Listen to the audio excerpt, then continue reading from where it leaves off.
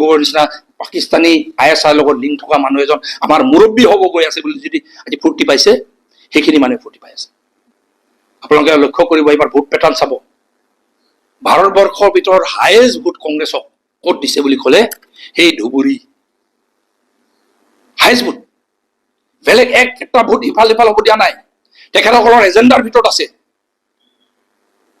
তেখেতে আগত প্ৰচেষ্টা চলাই আছিলে আজমলৰ নামত এটা আপোনাৰ মৌলনাৰ অধীনত তেখেতসকলে অসম দখল কৰিব পাৰিম নেকি এটা সপোন চাইছিলে। যেতিয়া দেখিলে নাই, দাড়িয়া মানুহক লৈ নোৱাৰি, দাড়ি টুপি পিন্ধা মানুহক লৈ নোৱাৰি, তো সন্মুখত চেহেৰা অসমীয়া, চেহেৰা খিলঞ্জীয়া, কিন্তু পাকিস্তান ISI মৌলবাদী শক্তি, জেহাদী শক্তি, বাংলাদেশী ISI মৌলবাদী জেহাদী শক্তি, তেখেতসকলৰ এজেণ্ডা ফুলফিল কৰিব পাৰা, তেখেতসকলৰ হৈ কাম কৰা মানুহ এজন যদি আমি পাতিব পাৰো, আমি সফল হ'ম বুলি এতিয়া উৎসাহিত হৈ